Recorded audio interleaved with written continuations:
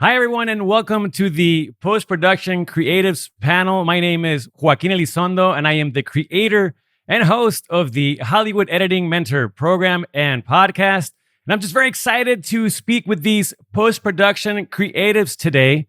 Please join me in welcoming our amazing panelists. First, we have Eric Marks, a supervising sound editor at Transported Audio. Welcome, Eric.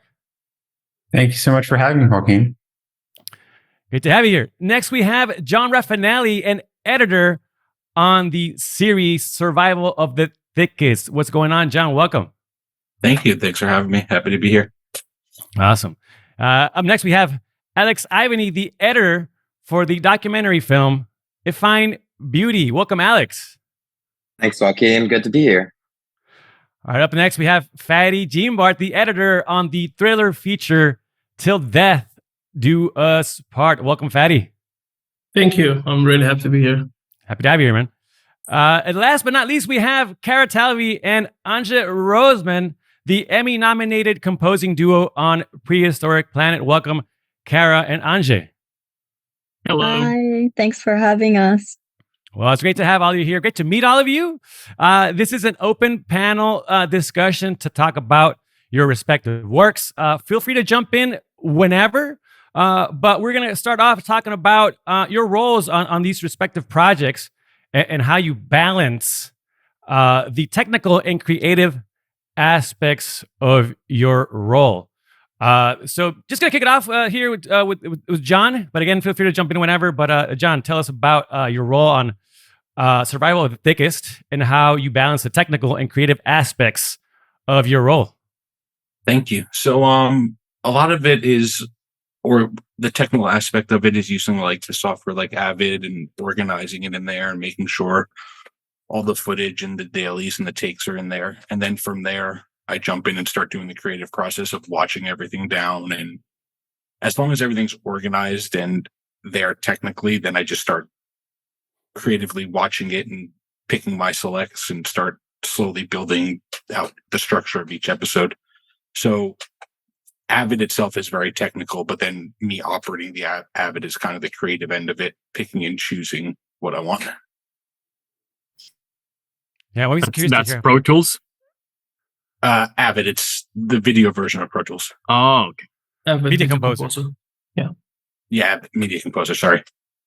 Yeah, I'm always curious to hear people's editors' process on watching dailies. Everyone's different. Yeah, I love to watch everything down. Like I'll watch it down the whole take and not even do anything with it except for watch it down and then absorb it. And then I go back and watch it down again and start doing my rough edit. Awesome. Eric Marks, tell us a bit about your role and how you balance technical and creative aspects of that role. Yeah, so when we're getting a new project, I mean, we try to have a spotting session right away, and that's like the most important creative conversation we can really have with a creative, a director, or producer, to make sure we're like, aligned and have synergy on the creative intent of the piece. In terms of the technical stuff, like we try to get all that stuff squared away and have as many conversations early on with the picture editing department, production sound person if there are sound reports, and get all that stuff squared away early on.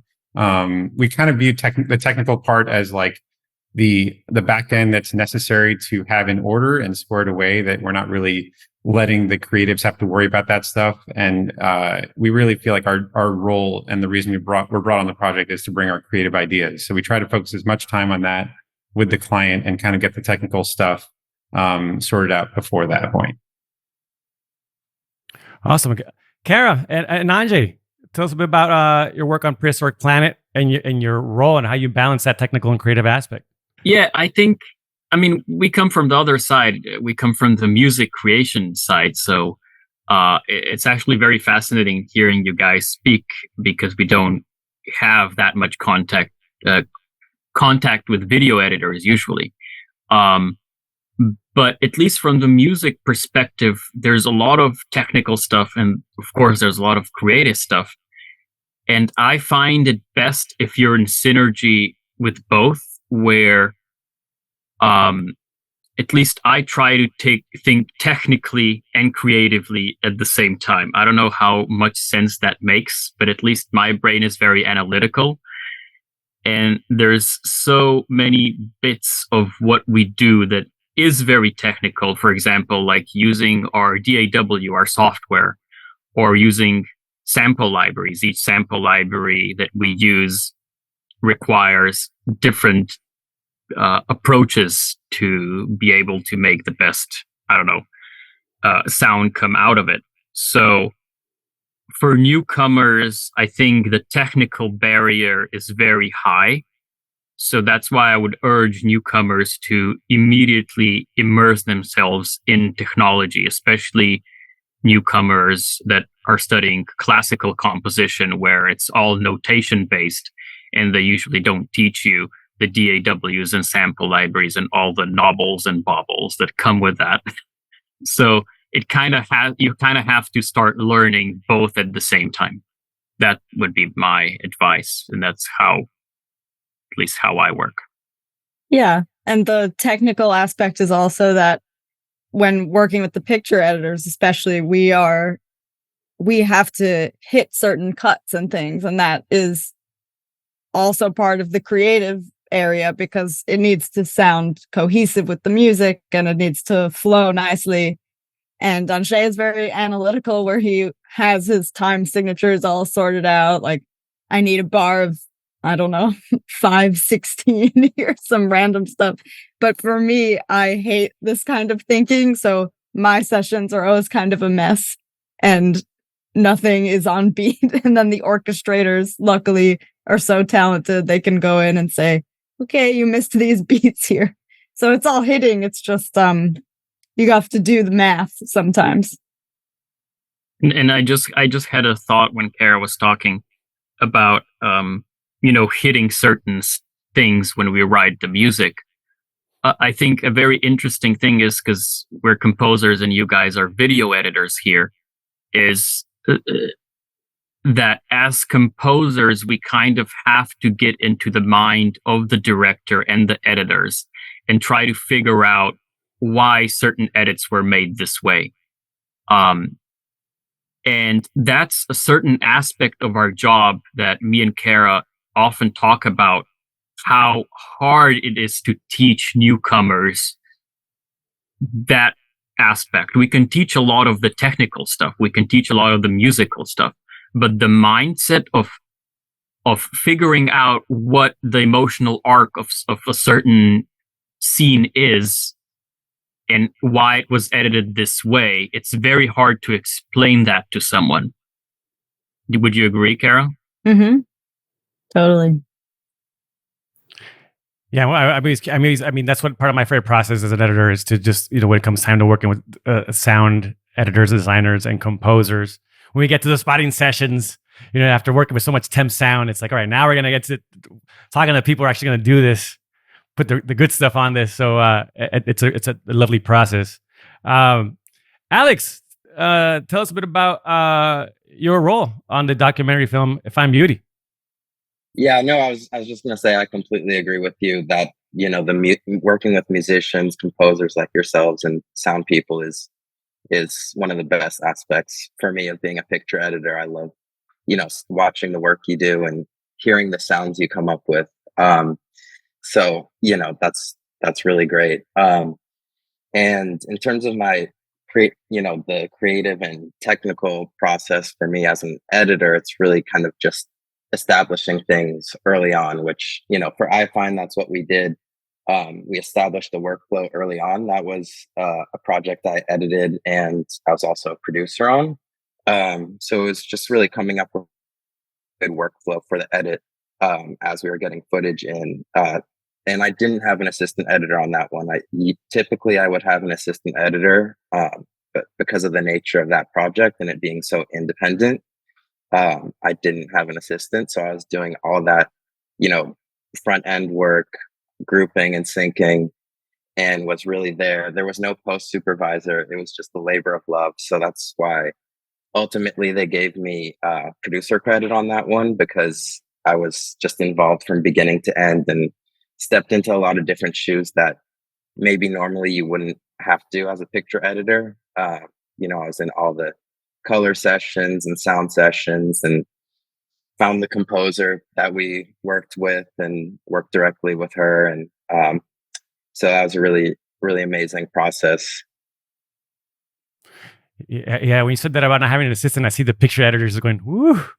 Yeah, right.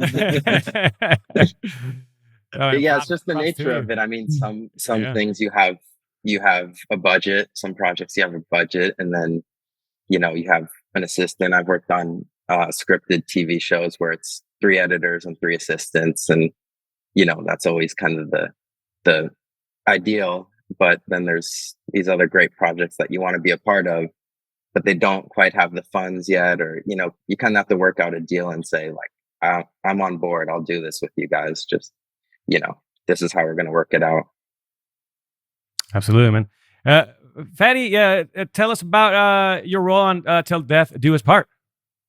Well, I was the editor, and of course I didn't have any assistant, so I was doing the same thing, syncing, grouping, everything. I worked before with the same director, so that's why I was okay. I would do it because I know him. I was doing everything, cutting the first cut by myself, doing the of course, reading the daily, reading the script, and then beginning right away because we had very tight timeline to deliver the movie. And talking about composers, I was working literally with the composer, and I was making sure to put the best reference or temp music and even sound effects with the action moments and everything to make it like very close, because they had like few hours to give us the first draft that they're going to do. So it was intense, but I really enjoyed it. Awesome. Well, it's great to hear about how you all of you balanced that technical and creative aspect of your roles. But Eric, gonna go to you now. Sound plays an important role in each project. I mean, again, like I said, sound and music is just one of my favorite parts of just it's editing. And what techniques do you like to use to build on what is happening on screen?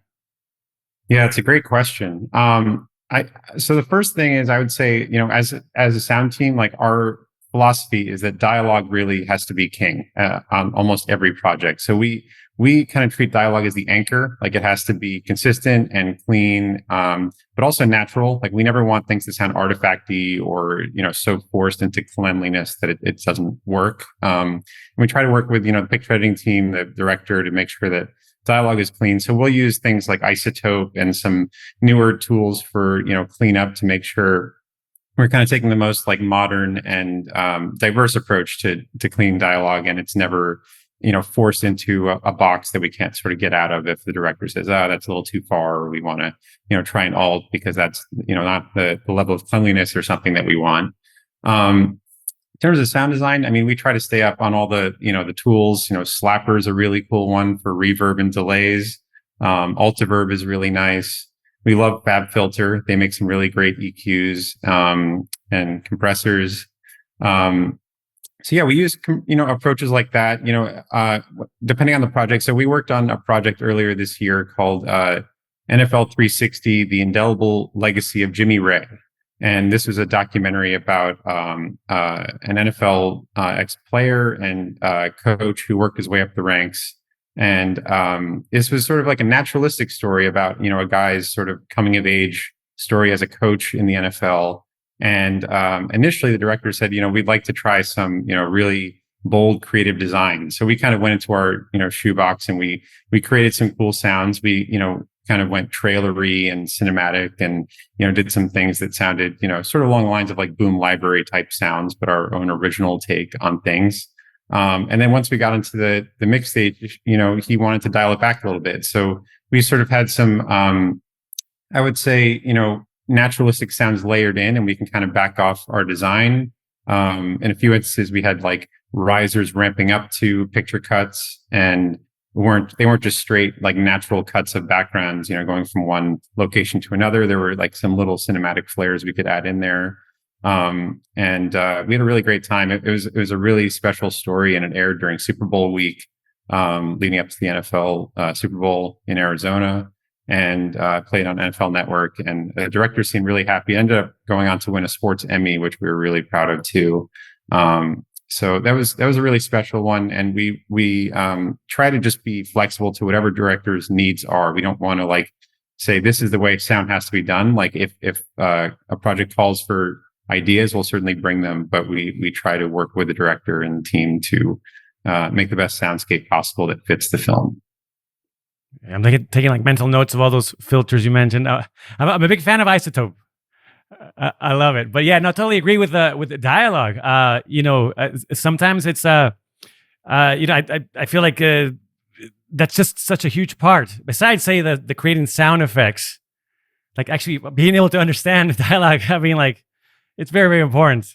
Yeah, it's critical. I mean, like without dialogue, like in most stories, I would say, like without hearing or understanding the dialogue, or if it's not consistent and clean, like it can take us out of a story, right? Like we always want to be able to know what the actors said, and like the obviously the writer, the director, the actors have put so much time and gone through so many approval processes of making sure that stuff was approved, and that's it's kind of enforcing the story in the best way possible. So we just want to support that. We never want to like get in the way of that by saying like, here are these cool sound effects we should hear on top of certain moments, unless a director says that's really important here. We don't want to hear the dialogue. Absolutely. Yeah, if I just may jump in really quick, I mean, in music, obviously,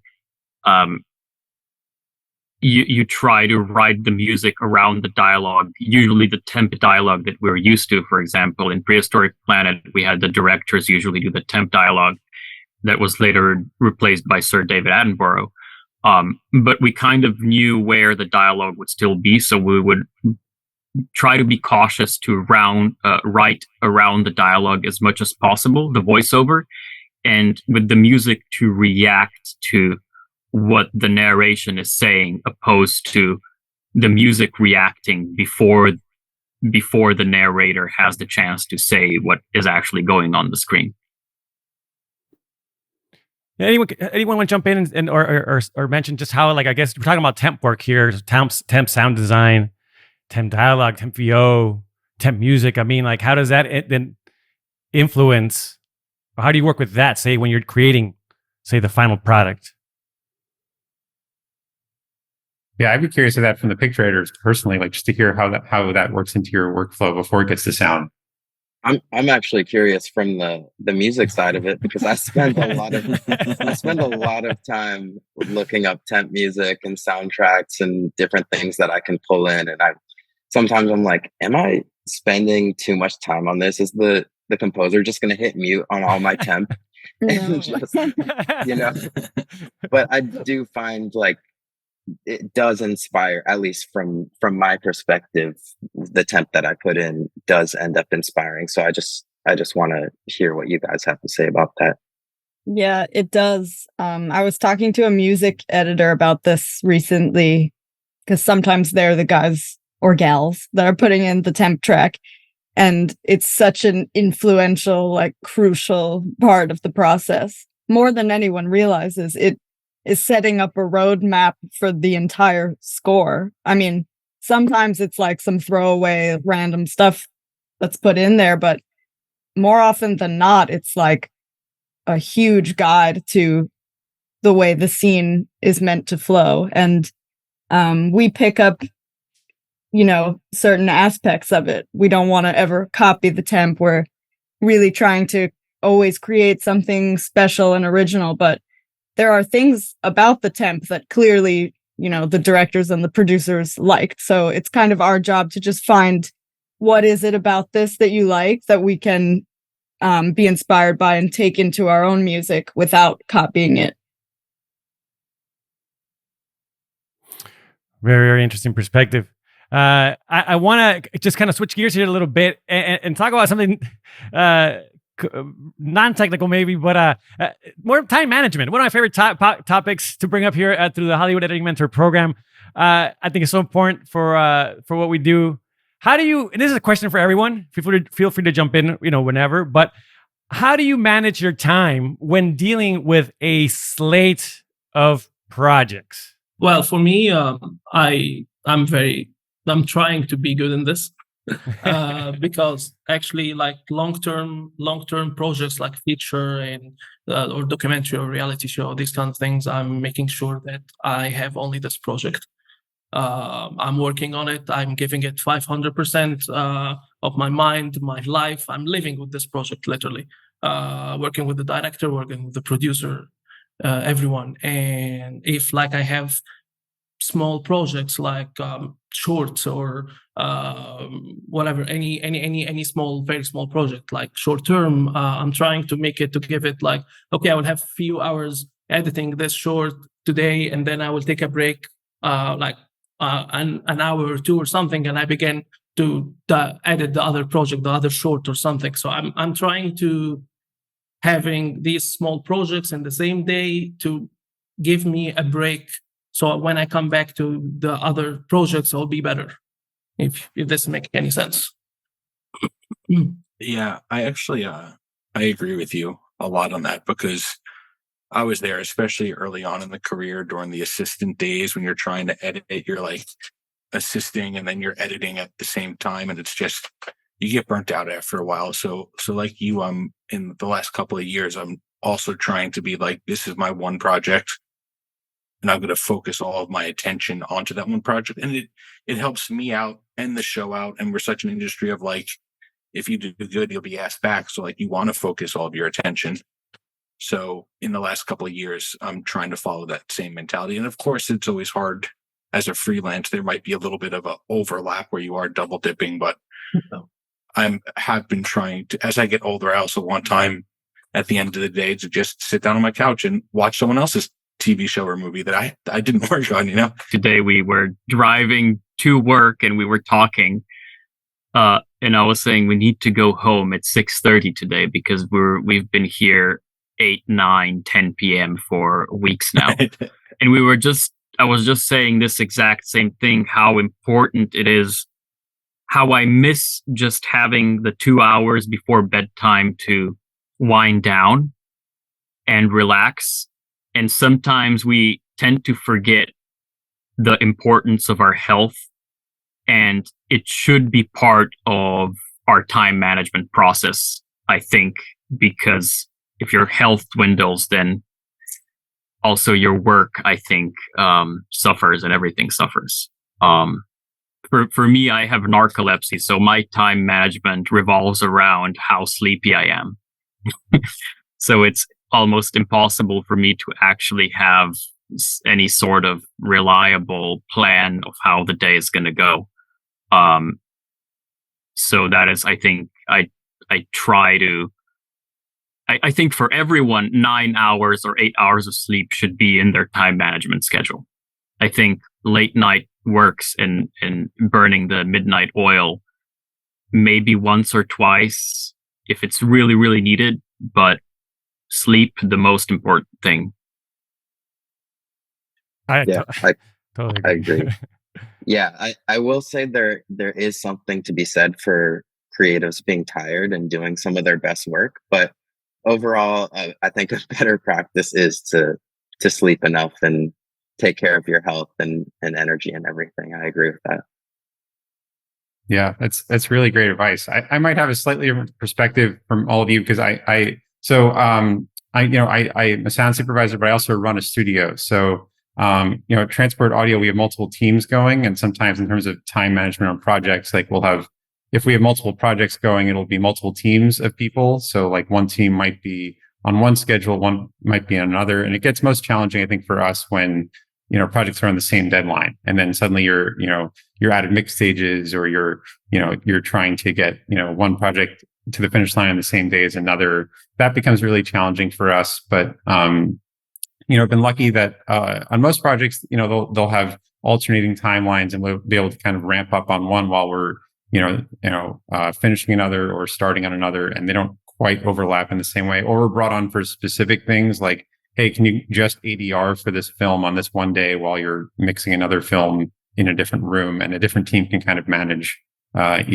each project. And I'm very lucky to have some incredible team members supporting me in our studio. If I may just chime in really, really quick, me and Kara both work at Bleeding Fingers Music, which is a collective of composers, and we have a great CEO and score producer, Russell Emmanuel. And when you were talking about teamwork, I think it's so important that you have a good team around you. where just from the aspect where we're juggling multiple projects and you have someone to rely on saying, oh, I'm really in the midst of this. Can you take over? And you have someone that you know is going to do a great job. And, between me and Kara on Prehistoric Planet, that was a lot of the times the case where we were juggling cues back and forth or whole sequences back and forth and finishing each other's work and helping each other throughout the process. Well, speaking of time management, we have a lot more questions to get to. We're gonna keep moving along here. A lot of great stuff to cover. John, we're gonna go to you now. With a show like Survival of the Thickest, how did you balance the comedic and emotional moments on the show? That's a great question.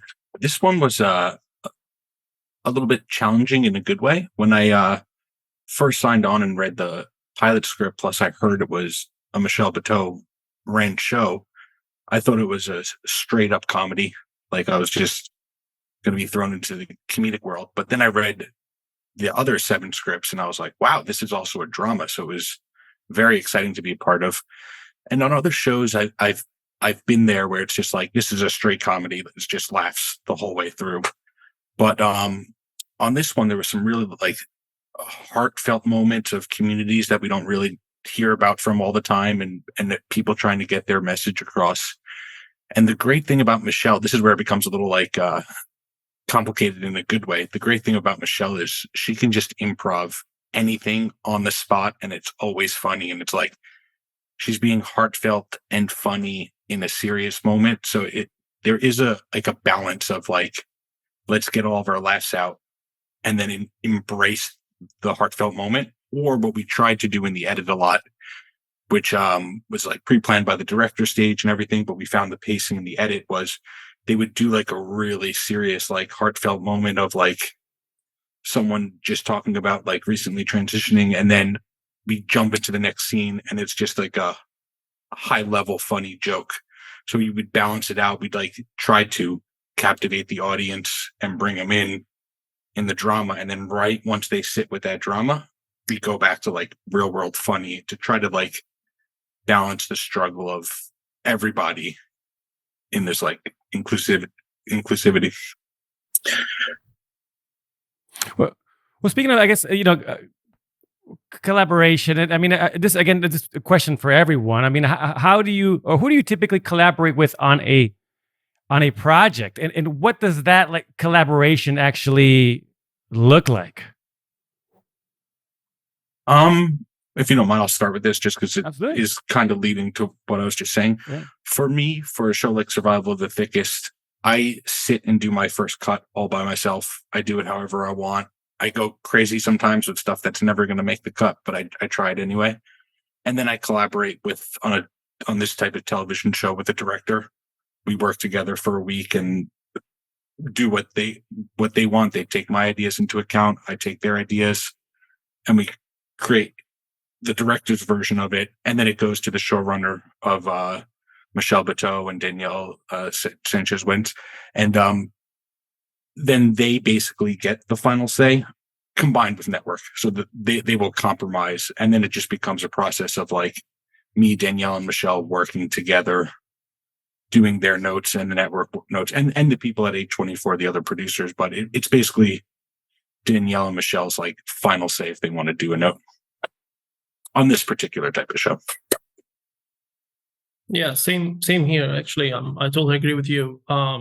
We always collaborate with the director. Of course, the first cut always by yourself as an editor, you do it, and then the second cut and third, and wherever we're sitting for months. Like for example, till that was part feature film, so we sat for like 8 months working together with the director all the time, every day. Yeah, so I mean, since the other picture editors are speaking on it, I'll put in my input also, because I've worked scripted TV. Also, I worked on Queen Sugar and Cherish the Day, and it's really just like a well-oiled machine. It's like the DGA has their days, and the Producers Guild and showrunners. So you can kind of predict the flow of things. Whereas like an independent project like IFINE, which I did, it was, I was working closely with the directors, but then we were doing test screenings and bringing other people in to get more input, because we didn't have a studio at the end to tell us, these are our notes. This is what we're looking for. Yeah, we're also working very closely with the director usually and producers. But strangely enough, at some points, we're working with picture editors and composers in the process too. There are moments where we need to have deep conversations about turnover files or intent behind the temp sound placement, things like that, where it's really important to chat with picture editors. And then with composers, we're often talking too about, delivery of types of files, file management of naming and, 5.1, 7.1, Atmos, stereo, kind of like what exactly a composer's delivering and how that stuff should fit in and what they might need from us too. But yeah, on the broader creative front, usually it's the director for us as well. I also enjoy the opportunity after a sound mix is done to give, like, as the picture editor, a round of notes. It's just because, especially, I feel like in the movie world, the director works more with like the final say, but on a television end, like, the director doesn't always necessarily speak to the sound mix. It's more the showrunners, and I have the intel of what they were originally thinking. So it's like a gateway to all departments, essentially. Also, yeah, it's a great point. I've worked on like union shows in the past where the picture editors are the ones giving most of the notes on the stage, and it's a great way to understand what the showrunner and directors, producers might be envisioning, especially if they're on the next episode already or they don't have the time to sit with us. Are you? This goes to all of you. Are you involved also in, or how involved are you in the, I guess, pre-production process, or like say maybe in like say tone meetings and stuff like that? For me as a picture editor, I always love to be a part of a tone meeting or two before starting, but usually a lot of times we don't have that luxury. A lot of times our first day on the job is the first day of dailies, or maybe like one day before, to set up our avids and all that. So that's a good point though. I would love if picture editors, and I'm not sure how you guys feel about this as sound and composers, sometimes you guys come in much, when the cut's already further along. So that's a great point. I would love to be a little more involved in the pre-production side of things. I agree. Yeah, it's rare for us as well, but it's almost more common, I think, when it's like a repeat client, like a director or producers come back and, just seeing the value in our work and really wants to create that conversation earlier on to see how it can help the process, which is always a great blessing. Yeah, as composers, it doesn't always happen. Sometimes we get called on a show last minute, so there's less time to talk about direction. But if we get called early on, even if it's months before even filming starts or whatever, it just gives us that time to almost subconsciously think about the project. At least for me, that always helps. Where sometimes when I'm just laying in bed and I get some sort of idea, when the brain is relaxed and you don't force it to come up with ideas, you just kind of naturally make it. It just naturally happens. And I think the longer that process before we need to start writing music is, the more chance there is that some sort of cool idea will pop into the head that otherwise maybe wouldn't. Yeah, and sometimes we have the opportunity to write some tone tracks and ideas prior to the picture editing. And then this also gives us a chance to have our music actually temped inside the picture, rather than having these temp tracks that sometimes people fall in love with, as we know. And that gives us a better shot of having an original sound, I think. Just Hans Zimmer temp only. Yes. Yeah, no, it's way better. Stop temping with time. Right. It's way better to have the composers temp Yes, score. please stop temping with time. Yeah. I know it's a great track. Everyone loves it. It's great for picture editing, I guess, because it has that steady rhythm, but please stop using it. Tell your friends to stop using it. It's like at some point, I remember a couple years ago, I would hear a lot, stop tamping with the Sicario soundtrack score. Yeah, that one as well. Chernobyl. Harry Beale Gregson. Street. Lots of Beale Mars. Street. Yeah. Well, Alex, we're gonna go over to you. Can you tell us about your work on IFINE Beauty or your other non-scripted projects? How did you balance staying true to the subject matter and telling a story through editing? Yeah, no, that's a great question. That's always the challenge with documentary, and it's like that struggle because these are real people, but they're still characters in a film, and you still at the same time want to entertain and you want people to connect to these characters. So, it's the same. You're using the same tools as in a scripted narrative where it's like there's structure. I still try to follow the 3-act structure or even 4-act structure if it's a longer form thing. Sometimes I find that the second act kind of lulls, and then some projects you might want a 4-act structure. But it's you still have to be true to these characters. A lot of people think, oh, he's a documentary editor, he's just manipulating their words. That's not the case at all. We want to be ethical and true to these characters, but we still have to structurally change things around.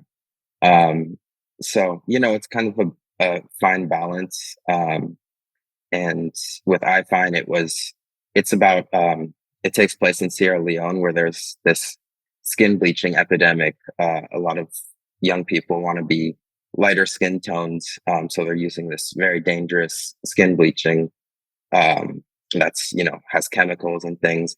And so the perspective of the documentary follows 5 kids between the ages of 12 to 18. So it's especially important to not misrepresent them.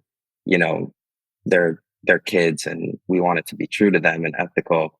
And yeah, I think it really worked out because they were so vulnerable and open with the production team. The director had been, he had a philanthropy and had been going to Sierra Leone for like 11 or 12 years. So with documentaries, a lot of times it comes down to how the production was. If you're maybe a huge production trying to get access to a limited thing, you might not get the same response or vulnerability. And for this one, we were just so lucky that it was a small team. There were locals, and everyone was just really open and willing to tell their stories, and it just made for a great edit.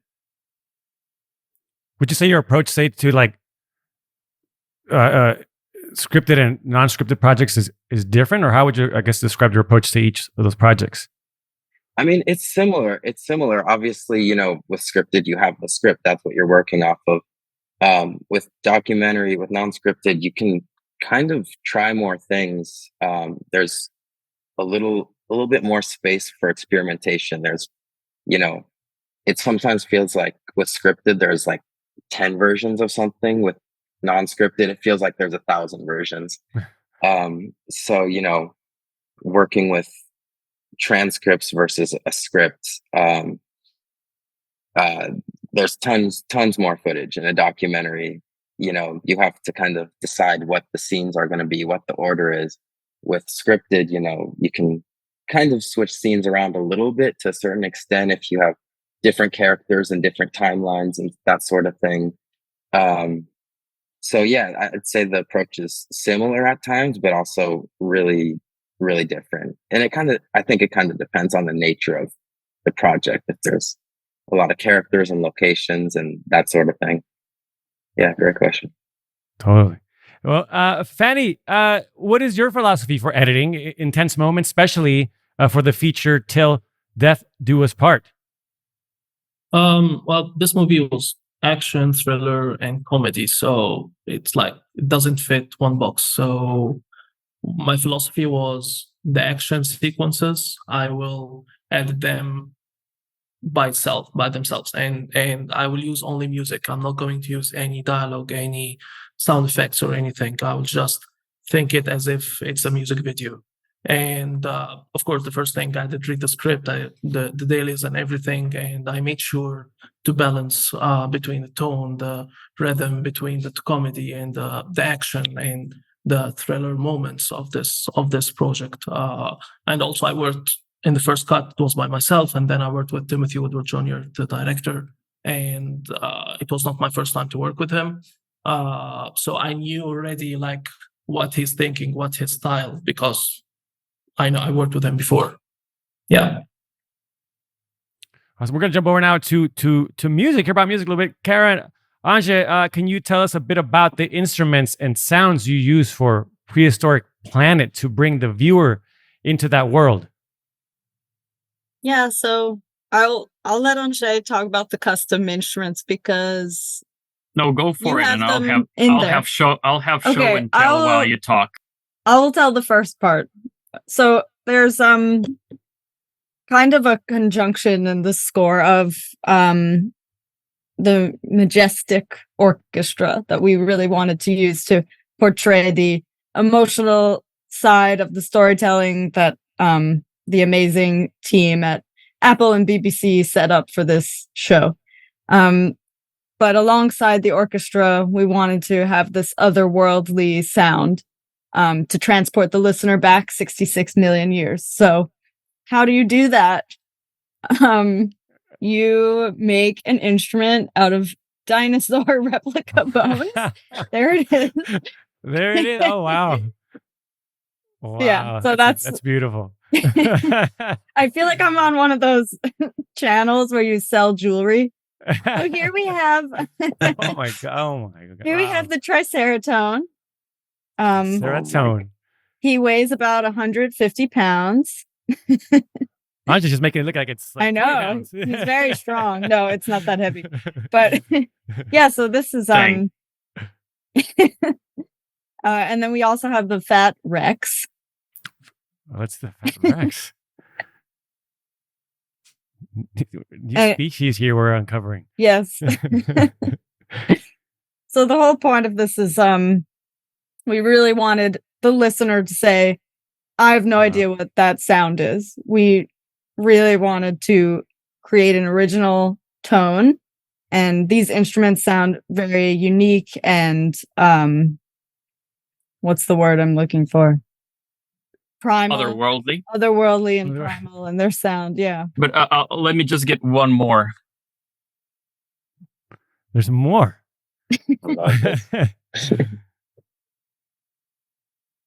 What is this one called? This is the Hadrocello. Yeah, so It's a baby cello. let's see if you can hear anything or not. Can you hear anything?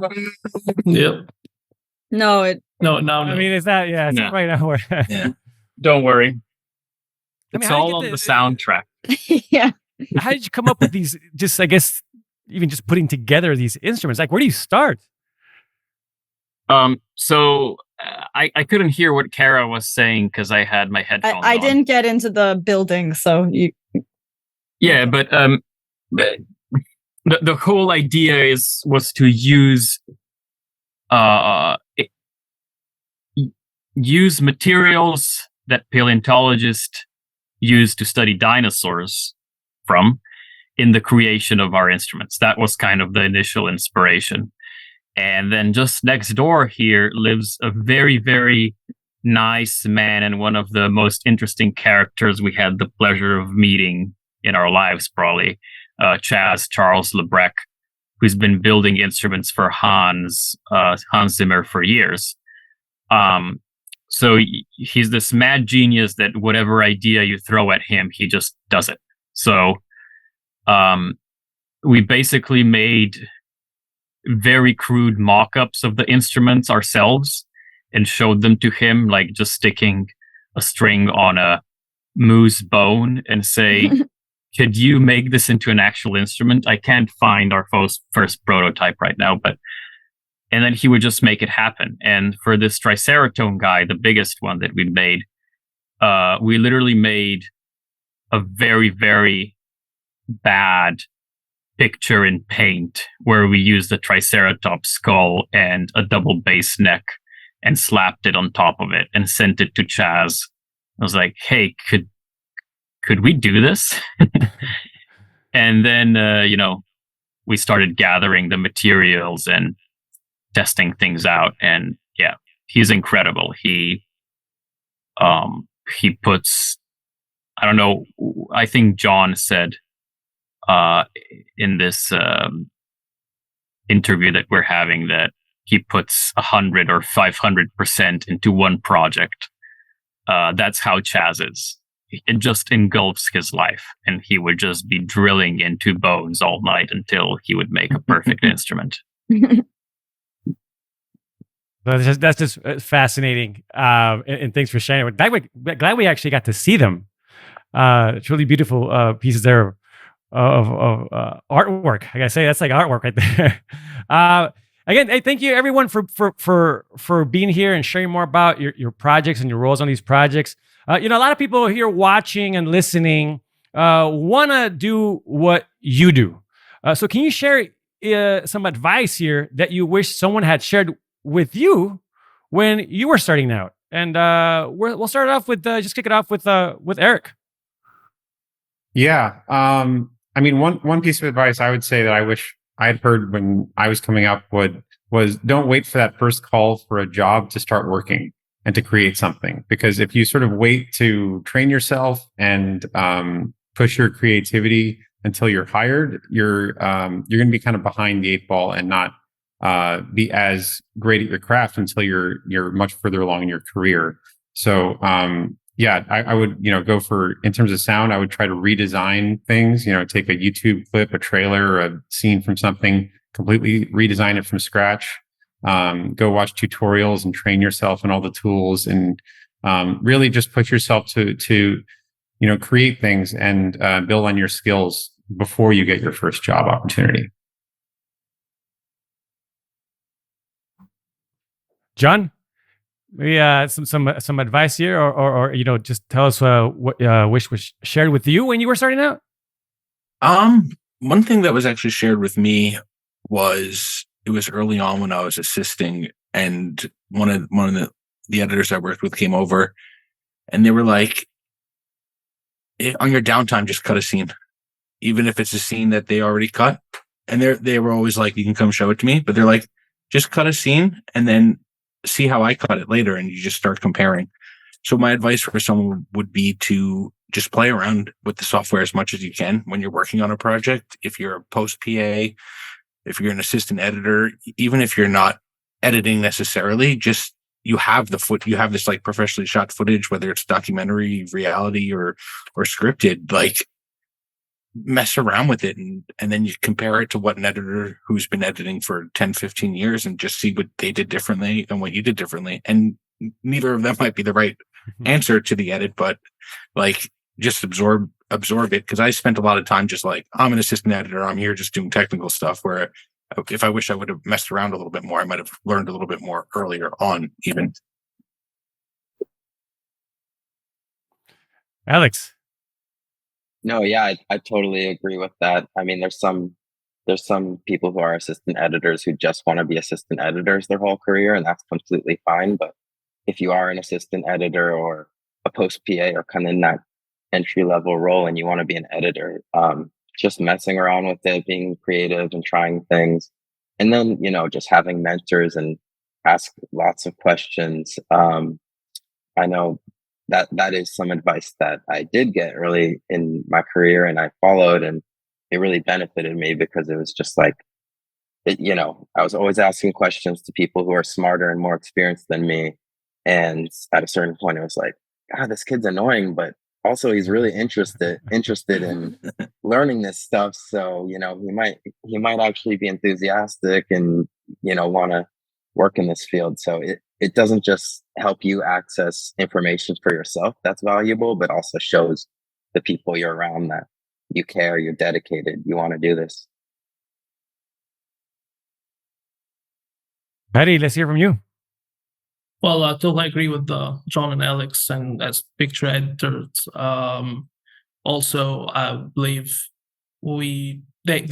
everyone need to enjoy themselves. They need to enjoy the process. They need to respect the process, like take their time. Mentors, for example, like Alex was saying, John, like recutting things and these kind of things, but also they need to enjoy what they are doing, because the industry is very hard. It's very competitive. So if you forget to enjoying, if you became like depressed all the time and these kind of things, especially you have like technical issues, you have storytelling issues or something. This happened with everyone in every project. Just try to enjoy. Don't forget to enjoy. This is my advice. Anže, Kara. Kara, you want to go first? Go ahead. My advice would be actually a rule that my mentor Yanni Golub imposed on me and all of his students when we started studying with him composition. He said, instrumentalists practice their instrument 4 to 6 hours a day. So you as a composer, you have to write music 4 to 6 hours a day. You have to write every day, and every Tuesday we have a lesson. If you were, for some reason, unable to write anything in that past week, call me 10 minutes before the lesson and say, I don't have anything and you don't need to show up. And I really took that to heart. And for the past probably 15 years of my life, I've been writing music more days than not writing music, like far more. So whatever your craft is, whatever your passion is, like what Fady was saying, and Alex, it might be gardening. If you're going to spend 10,000 hours or 20,000 hours perfecting your tomato gardening skills, you're going to be a very great tomato gardener. So it doesn't matter. Like, you have to have passion. And with that passion, you have to have drive. And with that drive, you have to spend a lot of time perfecting what you're passionate about. And then great things happen, if you're a bit lucky as well. You gotta add that into the mix. And such a big part of the job is also being a collaborative spirit, as everybody here probably knows. It's not just about your music, it's also your ability to work with other creatives and understand what they're trying to tell you when they have trouble articulating it. You know, directors and editors don't always talk in musical terms, and it's really important to be able to dissect what they're saying and translate it into your music. So that's the whole other half, and it might even be more important than the music itself. Well, I mean, just great advice all around. Definitely agree with all of you. So thanks for sharing that with our listeners, people here watching. And also, again, just thank you for giving us some insight into your projects and your roles on these projects. It's just all fascinating projects. Make sure everyone listening, watching, go check them out. Again, thank you for sharing. That's all the time we have for today. Thank you to our panelists, Eric, John, Alex, Fady, Kara, and Anže, for being here with us today to discuss their incredible work. And also, thank you to Impact 24 PR for putting this panel together, and to all of you for watching. So be sure to check out the Hollywood Editing Mentor YouTube channel and podcast for the other panels in the series. Again, thanks to all of you, and congratulations on all your great work. We'll see you next time.